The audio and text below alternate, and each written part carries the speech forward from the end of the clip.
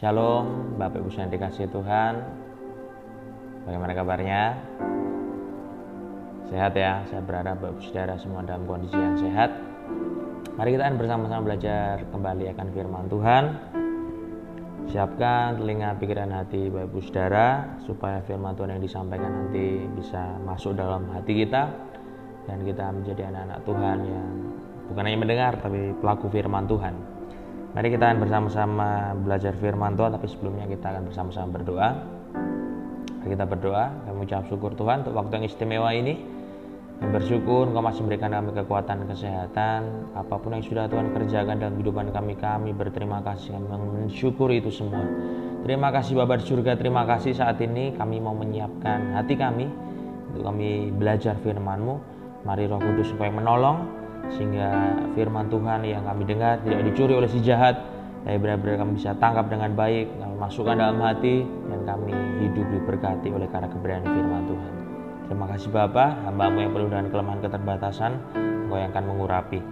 Kami siap benarkan firman-Mu, dalam nama Yesus kami berdoa, haleluya, amin. Nah Bapak Ibu yang dikasihi Tuhan, saat ini kita akan bersama-sama belajar satu kebenaran firman Tuhan, yang mana saya memberikan judul firman Tuhan pada kesempatan kali ini, yaitu menyikapi masa yang sukar. Ya, sekali lagi, menyikapi masa yang sukar. Nah, untuk mendasari kebenaran firman Tuhan, saya mengajak bahwa sudah kita buka Alkitab kita di dalam 2 Timotius. Surat 2 Timotius pasal yang ketiga.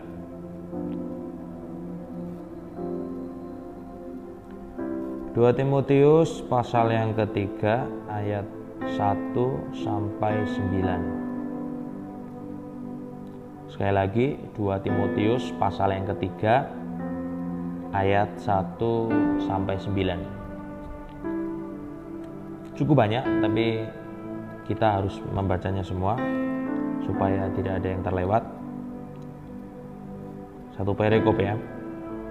Perihal keadaan manusia pada akhir zaman. Bapak Ibu Saudara bisa simak di Alkitab masing-masing. Saya akan bacakan bagi Bapak Ibu Saudara sekalian. Demikian bunyi firman Tuhan, ketahuilah bahwa pada hari-hari terakhir akan datang masa yang sukar. Manusia akan mencintai dirinya sendiri dan menjadi hamba uang.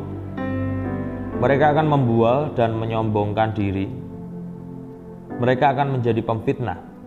Mereka akan berontak terhadap orang tua dan tidak tahu berterima kasih, tidak mempedulikan agama, tidak tahu mengasihi, tidak mau berdamai, suka menjelekkan orang, tidak dapat mengekang diri, garang, tidak suka yang baik, suka mengkhianat, tidak berpikir panjang, berlagak tahu, lebih menuruti hawa nafsu daripada menuruti Allah. Secara lahiriah mereka menjalankan ibadah mereka, tetapi pada hakikatnya mereka memungkiri kekuatannya.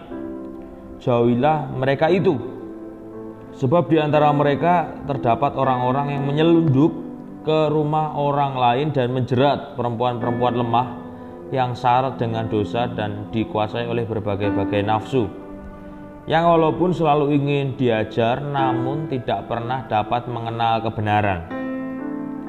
Sama seperti Yanes dan Yambres menentang Musa, demikian juga mereka menentang kebenaran. Akal mereka bobrok dan iman mereka tidak tahan uji. Tetapi sudah pasti mereka tidak akan lebih maju, karena seperti dalam hal Yanes dan Yambres, kebodohan mereka pun akan nyata bagi semua orang. Amin. Menyikapi masa yang sukar, judul firman Tuhan. Jadi kita akan belajar dari perikop ini saja Bapak Saudara ya. Ini disampaikan oleh Paulus kepada salah satu anak didik atau muridnya begitu ya, yaitu Timotius. Paulus ini menyampaikan tentang keadaan manusia pada akhir zaman. Ya, saya mengawali dengan ayat yang pertama terlebih dahulu Bapak Saudara ya. Ketahuilah bahwa pada hari-hari terakhir akan datang masa yang sukar. Kalau Bapak Saudara mungkin menganggap, misal kita di tengah situasi pandemi seperti ini dah masa yang sukar. Saya bukannya mengatakan hal yang buruk ya Bapak Saudara, tapi setidaknya kita mencicipi tentang masa yang sukar itu seperti apa. Ya, mencicipi dalam arti saya juga melihat banyak penafsir, banyak teolog juga mengatakan ini baru permulaan. Akan ada hal-hal yang lain yang lebih sukar. Yang mana kalau kita tidak bisa tahan, kalau kita bukan tahan secara apa ya, maksudnya kita tidak tahan uji secara iman, kita mudah gugur, mudah goyah. Apalagi yang terjadi yang nantinya, Bapak Saudara. Ya, jadi ini seperti Tuhan sedang mengizinkan ada satu intro gitu, ada satu pengenalan. Kita seperti ini itu kita pasti sudah menganggap masa yang sukar. Saya sendiri, saya pribadi juga mengatakan pandemi seperti ini, ketika segala sesuatu terdampak, baik kesehatan, ekonomi, pendidikan dan seterusnya, segala sesuatu menjadi lesu.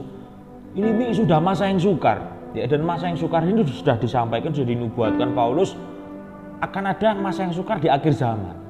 Dan ini adalah one of them atau salah satunya dari yang disebutkan Paulus ini, yaitu masa yang sukar. Nah, tetapi Paulus kemudian mendeskripsikan lebih detail ya. Jadi Paulus ini tidak hanya ngomong akan ada masa yang sukar. Masa yang sukar itu bagaimana? Itu dijelaskan secara rinci, Bapak Saudara ya. Ya, dia dari ayat yang nomor ayat 2 sampai ayat yang kelima ini dijabarkan ya.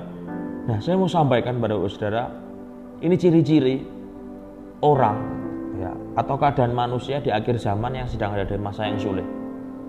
Bapak Saudara harus coba cross check. Maksud saya cross check, lihat. Adakah orang-orang seperti ini di sekitar Bapak Saudara? Ya. Ayat yang kedua saya bacakan.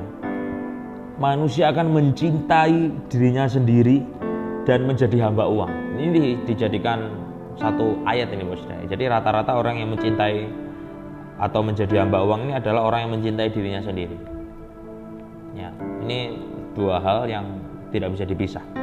Orang yang mencintai dirinya sendiri itu akan jadi hamba uang. Apapun yang terjadi, aku harus, uang ini diumpamakan sebagai satu kekayaan, kemuliaan. Ya, karena firman Tuhan katakan, you guys, lu pilih Yesus, Tuhan atau Mamon, kan gitu. Jadi hanya ada dua kemuliaan, di dalam Tuhan atau di dalam harta, kan begitu. So bagi orang-orang yang menjadi hamba uang, dia akan bagaimana caranya? Dia akan mencintai diri sendiri. Kenapa? Karena di dalam Kristus, ya, orang yang ini dua tipe ya, orang yang self-centered atau yang menjadi poros dari kehidupan ini adalah dirinya sendiri. Dia pasti akan cinta uang. Tapi kalau Christ center yang menjadi pusat kehidupannya adalah Kristus, dia tidak akan mencintai diri sendiri. Dia akan bagaimana hidup mempermuliakan Tuhan dan bagaimana mengasihi sesama. Ya, satu Yohanes, surat Yohanes ya, saya lupa 1, 2 atau 3, mengatakan bahwa barang siapa mengasihi Allah harus mengasihi sesama ya. Kalau orang mengatakan aku mengasihi Tuhan tapi tidak mengasihi sesama, dia pendusta. Tapi orang yang mengasihi diri sendiri adalah hamba uang. Bagaimana caranya aku mencintai diri sendiri itu aku memperkaya diri sendiri. Kalau saya memberikan contoh ya, di tengah pandemi ini tanpa mengurangi rasa hormat ya, mungkin ada orang-orang yang berusaha memanfaatkan situasi untuk memperkaya diri sendiri di tengah situasi pandemi seperti ini. Ya, ada yang mungkin bagaimana caranya, apalagi kok mungkin Bapak Saudara dulu beberapa waktu yang lalu ketika COVID pertama-tama muncul gitu ya, ada orang yang bagaimana caranya di tengah sikon seperti ini harus mengeruk keuntungan. Ya, bagaimana jual masker mahal ya kan, hand sanitizer mahal. Itu adalah bukti orang-orang bagaimana di tengah situasi sulit pun kok bisa tuh aku juga punya keuntungan ya, walaupun dengan cara harus mempersulit orang lain. Nah, ini adalah salah satu contoh, salah satu bukti bahwa di akhir zaman, di masa yang sukar, akan ada orang-orang yang mencintai diri sendiri. Dan rumusnya adalah bagaimana mencintai diri sendiri, menjadi hamba Allah. Bagaimana caranya aku mengambil keuntungan, memperkaya. Itu baru contoh yang sederhana atau contoh yang kecil, Bapak Saudara. Ada contoh-contoh yang lain yang lebih mungkin lebih besar. Mungkin bagaimana mereka ada yang mengatakan di luar sana, atau mungkin kalau sudah baca di internet gitu ya, ada yang menyabotase vaksin lah, ada yang menyabotase segala sesuatu untuk mengambil keuntungan di tengah pandemi seperti ini. Saya membaca salah seorang ilmuwan mengatakan Indonesia ini mengapa kok penyebaran virusnya semakin meningkat, sedangkan negara-negara lain semakin menurun. Ada yang mengatakan bahwa banyak orang yang ilmuwan tersebut mengatakan banyak yang berusaha mengambil keuntungan. Di Indonesia ini kalau bisa dipersulit, kenapa harus dipermudah? Ada yang mengatakan seperti itu, sehingga ya ini yang terjadi. Ternyata sudah pernah disampaikan Paulus pada waktu itu. Ya, masa yang sukar ini muncul manusia yang mencintai diri sendiri dan menjadi hamba uang. Kita mungkin bisa lihat sekitar kita, wah ada nggak orang yang seperti ini? Alangkah lebih baiknya kita juga cross check diri kita, Bapak Saudara. Jangan-jangan aku juga kayak gitu. Jangan-jangan aku juga mencintai diri sendiri. Jangan-jangan aku juga menjadi hamba uang. Bapak Saudara, bukan berarti kita nggak boleh cari uang loh. Yang saya maksudkan seperti ini bukan lah apa aku salah juga membutuhkan uang loh. Yang saya maksud di sini kan menjadi hamba uang. Ya, dibedakan ya dengan kalau kita bekerja membutuhkan supaya kita juga punya uang untuk menghidupi keluarga, seharusnya bisa dibedakan ya. Tapi ini hal yang pertama yang disampaikan Paulus, belum yang lain. Tapi yang pertama yang pasti yang menjadi concern atau yang menjadi konsentrasi pertama Paulus mengatakan akhir zaman akan ada manusia yang mencintai diri sendiri dan menjadi hamba uang. Itu baru yang pertama, Bapak Saudara. Lagi mereka akan membual dan menyombongkan diri. Ya. Dan di situ ditulis menjadi satu kesatuan ya, mereka akan menjadi pemfitnah. Orang yang memfitnah itu adalah orang yang sombong. Ya kenapa? Dia berusaha menyalahkan orang lain supaya orang yang lain-lain tahu bahwa aku ini lebih benar dibanding orang lain. Ya, itu juga satu kesatuan. Ya. Mereka akan berontak terhadap orang tua dan tidak tahu berterima kasih. Bukan rahasia lagi ya, banyak hari-hari ini anak bukan tidak hanya tidak hormat sama orang tua ya, banyak yang juga membunuh orang tua maybe. Orang tua membunuh anak, anak membunuh orang tua itu bukan sesuatu yang sulit ditemui. Suatu hal yang wajar mungkin hari-hari ini, Saudara ya.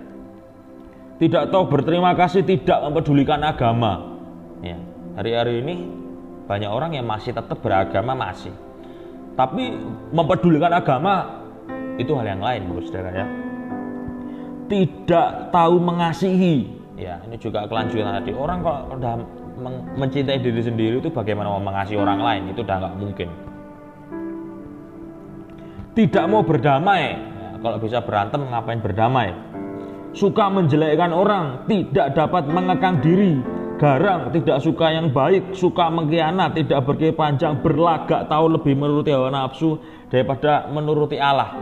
Pokoknya hal yang jelek-jelek lah. Bukan berarti sebelum ini tidak ada seperti yang disampaikan Paul ini, bukan berarti tidak ada, tapi semakin nyata di akhir zaman ini, di masa yang sukar yang disebutkan Paulus ini, Bapak Saudara ya. Secara lahiriah mereka menjalankan ibadah mereka, tetapi pada hakikatnya mereka memungkiri kekuatannya. Wow.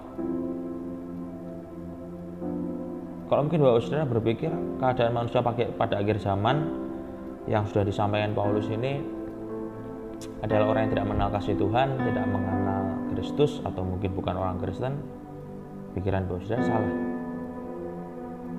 Faktanya, fakta yang mencengangkan yang disampaikan Paulus ini, keadaan manusia ini adalah orang-orang yang sudah mengenal Kristus. Orang-orang Kristen, orang-orang yang seharusnya tahu kebenaran, ternyata melakukan ini semua, Saudara. Saya sendiri ketika mempelajari firman ini juga kaget.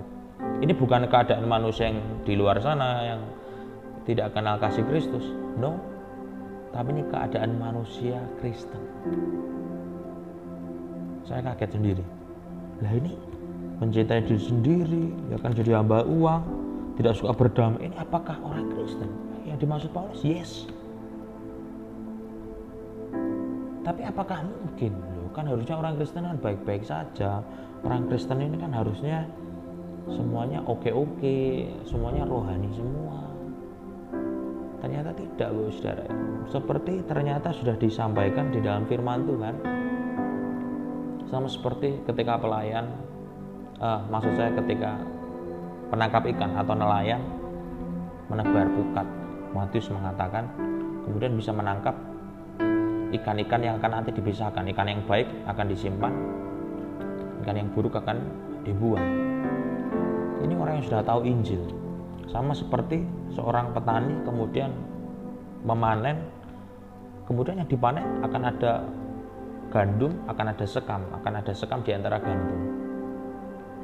Emas yang kelihatannya mulia seperti itu pun ketika ditelusuri mungkin akan ada debu-debu yang masih kotor menempel. Artinya akan ada selalu ternyata hal yang buruk di dalam hal yang baik. Itu tercampur segala sesuatu. Artinya Paulus ingin mengatakan ketika semua anak-anak Tuhan sudah mengenal, mengerti Injil, outputnya ternyata bisa beda. Akan ada anak-anak Tuhan yang serius, akan ada anak-anak Tuhan yang ternyata hanya secara lahiriah menjalankan ibadah, tapi pada hakikatnya mereka memungkiri kekuatannya. Ada anak-anak Tuhan yang ya ibadah, ya yes, saya tetap ibadah.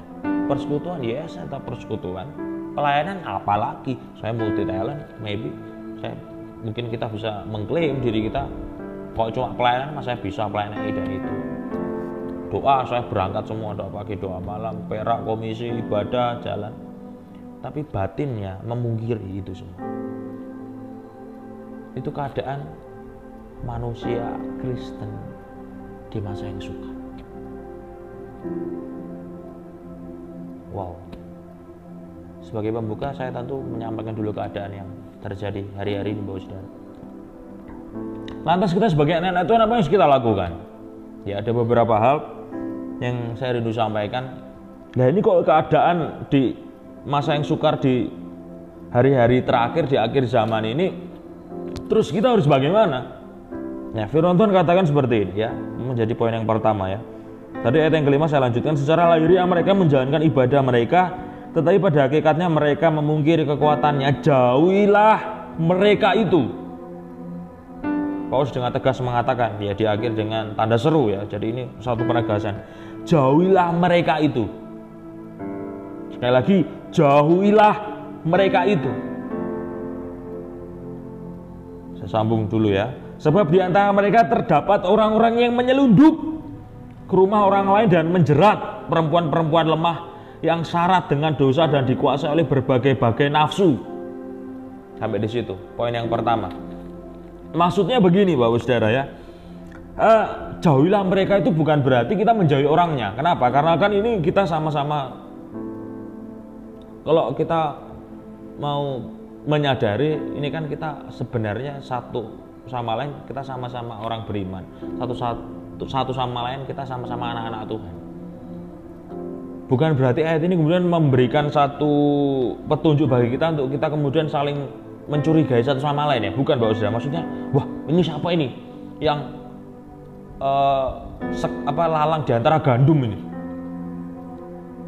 atau ini siapa ini yang ternyata orang yang mencintai diri sendiri. Bukan begitu. Bukan berarti kemudian membuat kita menjadi lihat kanan kiri kemudian mencurigai satu sama lain, bukan. Yang Paulus masukkan di sini adalah keadaan seperti ini memang harus terjadi. Tapi kita sebagai anak Tuhan yang mengerti firman Tuhan, yang juga semakin ingin mengerti firman Tuhan, kita harus menjauhi situasinya. Kita harus menjauhi situasinya. Kenapa? Karena akan ada kemungkinan ya. Paulus mengatakan ini adalah salah satu yang merusak benteng gereja ya. Bukan dari luar tapi dari dalam. Saya dulu sampaikan juga, bukan dulu ya, beberapa minggu yang lalu tentang antikris ya. Jadi antikris ini tidak melulu tentang orang-orang di luar sana yang menentang kekristenan.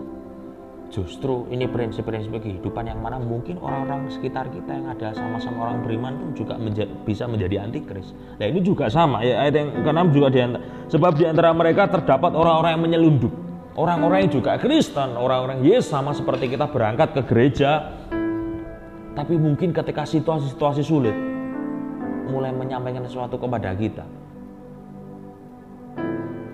Kalau orang yang nggak Kristen, orang yang mungkin aliran sesat itu ngomong sama kita sudah punya defense system Bapak Saudara. Wah ini udah jelas ajaran sesat ya.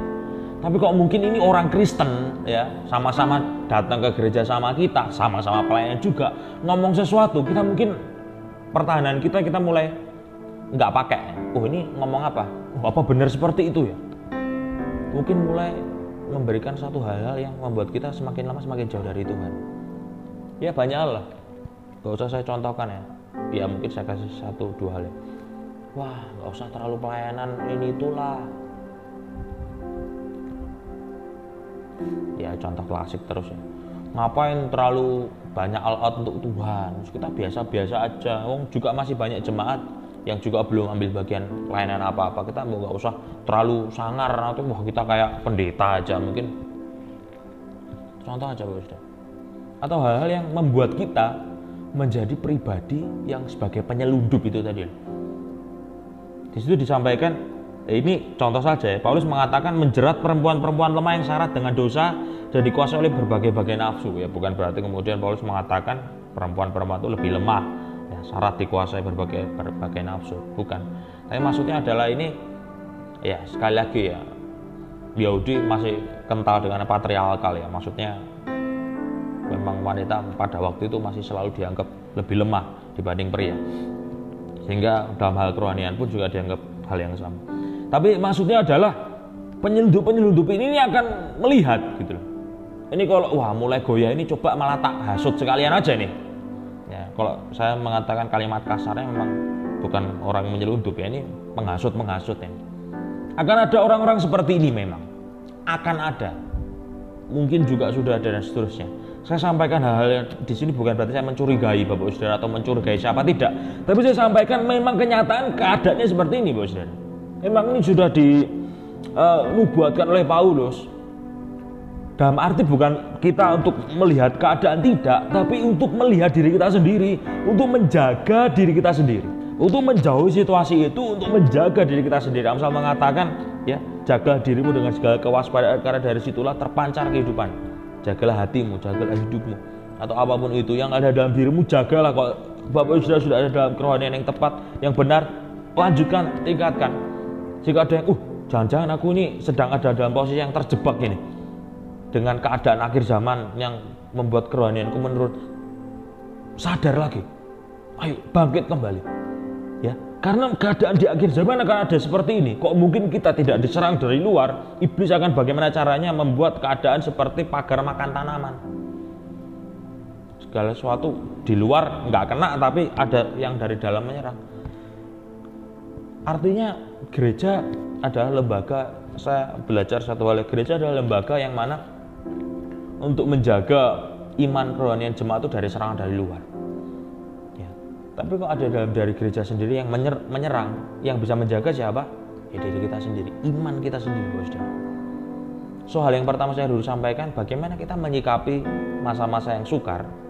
Sederhana, jawabannya adalah kita menjauhi mereka itu. Dalam arti, kalau kita tahu ada circumstance, keadaan lingkungan, atau mungkin ya beberapa dari lingkungan jemaat yang, wah ini kok malah nggak memotivasi nih, atau malah justru nggak positif ini. Kita hindari situasi itu, bukan menghindari anak-anak Tuhan, bukan menghindari sesama orang Kristen, tidak, tapi situasinya supaya apa? Kita menjaga diri kita sendiri, ya, supaya apa? Kita tidak menjadi orang-orang yang sudah disebutkan Paulus di ayat yang 2 sampai 5 ini, kan berbahaya sekali itu, Bos. So jauhilah mereka itu, jauhilah keadaannya, bukan orangnya, ya. Karena apa? Di dalam di situ ada seperti khotbah beberapa waktu yang lalu, kita untuk tetap berjaga-jaga, tetap menjaga diri kita di akhir zaman ini, ya. Amin, Bapak Saudara. Amin. Saya berharap Bapak Saudara bersama-sama mengatakan amin, ya, atau minimal dalam hati, ya. Itu yang pertama. Yang kemudian yang kedua apa, Bapak Saudara, ya? Yang kedua saya rindu sampaikan adalah kita baca ayat yang ke-7 sampai 9. Ya, saya bacakan saja. Yang walaupun selalu ingin diajar namun tidak pernah dapat mengenal kebenaran. Sama seperti Yanes dan Yambres menentang Musa, demikian juga mereka menentang kebenaran. Akal mereka bobrok dan iman mereka tidak tahan uji. Tetapi sudah pasti mereka tidak akan lebih maju, karena seperti dalam hal Yanes dan Yambres, kebodohan mereka pun akan nyata bagi semua orang. Yanes dan Yambres ini di dalam Alkitab tidak disebutkan di bagian yang lain kecuali di sini, Bapak. Yanes dan Yambres ini adalah orang yang menentang ketika Musa ingin membawa bangsa Israel keluar dari tanah Mesir. Ya, jadi Yanes dan Yambres ini adalah ahli nujum atau tukang sihir orang Mesir yang menentang Musa, yang mereka adu ular itu loh. Ya, tongkat jadi ular semua. Tapi akhirnya ketahuan juga bahwa Yanes dan Yambres itu nggak bisa apa-apa. sama Musa yang sudah dinaungi, diurapi oleh Tuhan. Ya, Yanes dan Yambres ini nyata kebodohan.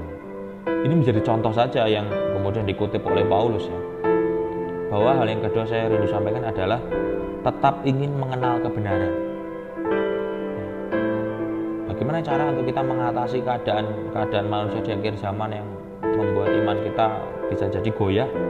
Yang harus kita lakukan, tadi poin yang pertama, menjauhi mereka itu atau keadaan-keadaan yang mungkin bisa menghancurkan kita. Tapi yang kedua juga tidak kalah penting adalah ingin tetap mengenal kebenaran.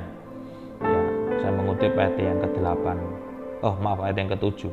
Ya, mereka, Yanes Yambres ini tidak bisa mengenal kebenaran, tapi kita harus tetap ingin mengenal kebenaran.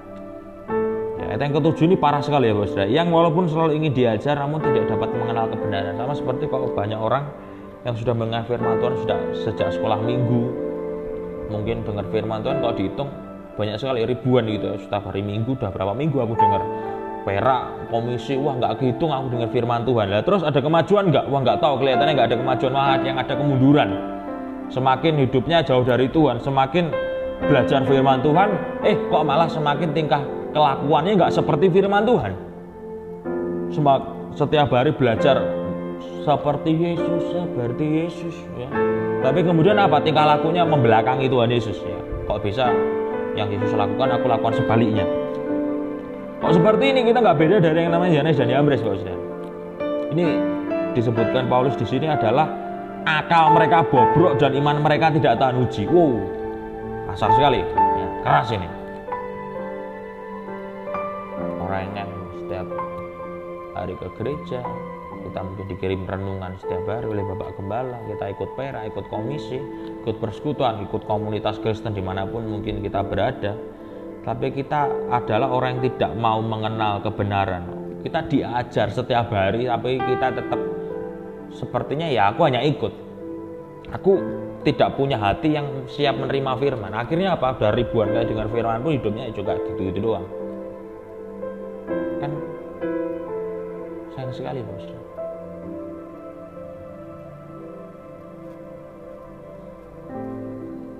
Ini sudah zaman akhir ya, akhir zaman, hari-hari terakhir yang memiliki masa yang sukar.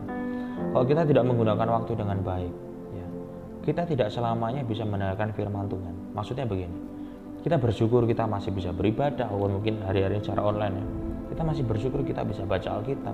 Kita masih bersyukur ada hamba-hamba Tuhan yang masih memberikan makanan rohani kepada kita. Tapi kalau itu semua tidak mengubah kita, ya jadi Bapak Saudara sadari, hamba-hamba Tuhan, orang-orang pelayan-pelayan Tuhan yang dipakai untuk memberikan makanan rohani kepada Bapak Saudara, kepada kita semua, itu Tuhan yang mengurapi. Artinya Tuhan sendiri yang berbicara. Kalau itu semua tidak mengubah kita, apa yang bisa mengubah kita? Tidak ada. Firman Tuhan itu standar tertinggi. Kalau yang standar tertinggi saja tidak bisa mengubah kita, apa yang bisa mengubah kita lagi? Tidak akan ada. Makanya Paulus mengatakan kalau kita tidak mengenal kebenaran, ya kita akan memiliki akal yang bobrok dan iman pasti tidak tahan uji.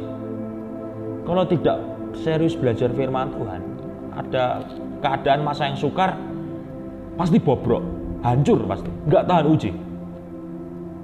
So cross check diri kita ya. Kalau di masa yang sukar ini kita lebih banyak takut, kita lebih banyak khawatir dibanding kita dekat sama Tuhan.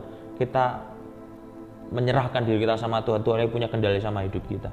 Kita mungkin lebih banyak takut, kita banyak khawatir, kemudian kita kelimpungan, kita mikir banyak hal yang padahal dengan segala ketakutan dan kekhawatiran kita tidak mengubah apapun.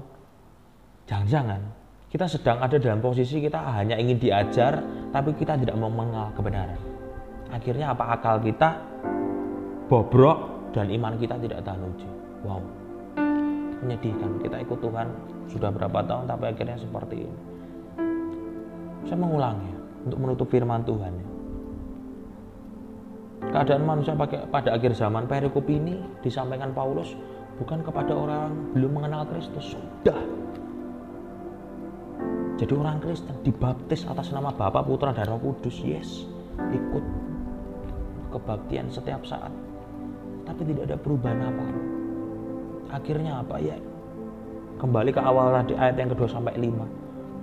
mencintai diri sendiri, menjadi hamba uang, sombong, memfitnah, berontak sama orang tua, tidak tahu terima kasih, nggak peduli agama, tidak mau berdamai, suka menjelekkan orang, itu akhirnya tanpa sadar, aku melakukan itu semua. Wow, hati-hati bos. Hari-hari ini adalah hari di mana kita harus cross check terus. Ini udah akhir zaman, sudah waktunya sudah tidak lama lagi. Ini yang harus kita lakukan untuk menyikapi masa yang sukar. Datang sama Tuhan, berdoa, minta kekuatan. Dengan kekuatan kita sendiri, pasti kita tidak sanggup, kita pasti tidak mampu. Kita hanya manusia lemah, penuh kelemahan, penuh keterbatasan. Tapi kita punya Allah yang kuat, Allah yang tidak terbatas. Mari kita hidup dekat dengan Tuhan, supaya Tuhan juga menolong kita dalam mengatasi masa yang sukar. Kita punya sikap hati yang benar, dan kita diberi kemenangan oleh Tuhan. Amin. Biar kebenaran firman Tuhan ini menjadi rema pada saat ini, menjadi rema, memulihkan kehidupan kita, memberkati kehidupan kita, menjadi pribadi yang baru, menjadi pribadi yang tidak sama lagi, menjadi pribadi yang semakin menyenangkan hati Tuhan. Mari kita tutup Alkitab kita akan berdoa. Terima kasih Tuhan untuk waktu ini, waktu yang singkat, yang sederhana, kami mendengarkan firman Tuhan. Ajar kami ketika kami mendengar firman Tuhan, firman itu kami benar-benar dapat masukkan dalam hati kami menjadi anak Tuhan yang bisa menerima firman kami aplikasikan dalam kehidupan kami, untuk menjadi anak Tuhan yang diberkati oleh kebenaran firman Tuhan. Terima kasih Tuhan untuk waktu ini, berkat-Mu turun atas setiap jemaat Tuhan yang sudah mendengar dan beribadah saat ini. Engkau akan memberkati setiap mereka, Engkau yang melindungi setiap jemaat Tuhan, jauhkan dari berbagai macam virus, Engkau yang akan memberikan perlindungan ekstra pada setiap kami. Engkau akan memberkati setiap pekerjaan, setiap jemaat Tuhan. Kalau mungkin kiri kanan depan belakang kami mungkin ekonomi atau pekerjaannya terganggu, tapi Engkau Allah tetap memberkati kami. Jika Engkau mungkin menutup satu pintu, Engkau Allah akan membuka pintu yang lain untuk memberkati setiap kami. Terima kasih Tuhan, ajar kami tetap setia, berharap, berserah, bergantung kepada Tuhan. Terima kasih Bapa di surga, terima kasih. Kami bersyukur untuk waktu ini, di dalam nama Yesus kami berdoa.